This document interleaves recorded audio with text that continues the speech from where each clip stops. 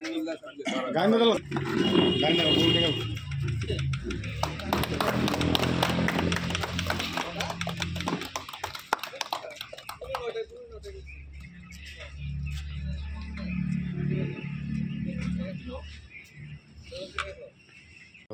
দায়িত্ব লাভ কৰিছে অনুভৱ কেনেকুৱা? হয়, ভাৰতীয় জনতা পাৰ্টিৰ যি সংগঠন পৰ্ব 2024 মোক ভাৰতীয় জনতা পাৰ্টি বৰপেটাৰ নগৰ মণ্ডলৰ সভাপতি হিচাপে মই নিৰ্বাচিত হৈছোঁ। তাৰ বাবে পোনপ্ৰথমতে মই বৰপেটাৰ নগৰ মণ্ডলৰ 32টা বুথৰ বুথ সভাপতি আমাৰ মণ্ডলৰ অন্তৰ্গত সমূহ কাৰ্যকৰ্তাক মই বিশেষভাৱে ধন্যবাদ জ্ঞাপন কৰিছোঁ।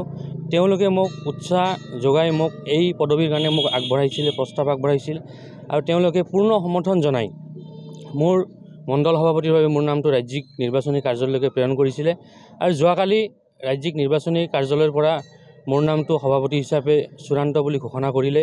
তাৰ বাবে মই ৰাজ্যিক নিৰ্বাচনী কমিটিৰ লগতে দলীয় শীৰ্ষ নেতৃত্ব সকলোকে মই আন্তৰিক ধন্যবাদ জ্ঞাপন কৰিছোঁ। অহা দিনত ভাৰতীয় জনতা পাৰ্টি বৰপেটাৰ নগৰ মণ্ডলৰ আমি আৰু অধিক শক্তিশালী কৰাৰ বাবে সকলো কাৰ্যকৰ্তাক মোৰ সতীৰ্থ যিসমূহ বুথ সভাপতি আছে সকলোকে লগত লৈ আৰু অধিক শক্তিশালী কৰাৰ লগতে দলৰ সেৱা কৰাৰ লগতে আমি ৰাইজ আৰু সমাজৰ বাবে কাম কৰি যোৱাৰ বাবে প্ৰতিশ্ৰুতিবদ্ধ। দীৰ্ঘদিন ধৰি আপুনি জড়িত হৈ আছে। হয়, মই গুৰু দায়িত্ব লাভ কৰিছে। হয়, মই 2015 চনৰ পৰাই যুৱ মৰ্চাৰ উপসভাপতি, তাৰপিছত দুবাৰকৈ যুৱ মৰ্চাৰ মণ্ডল সভাপতি হিচাপে মই কাৰ্যনিৰ্বাহ কৰি আছিলোঁ।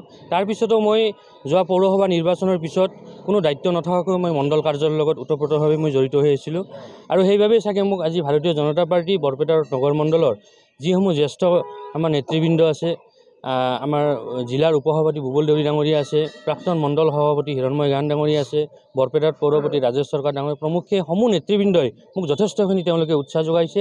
তাৰ বাবে মই তেওঁলোকৰ ওচৰত চিৰকৃতজ্ঞ।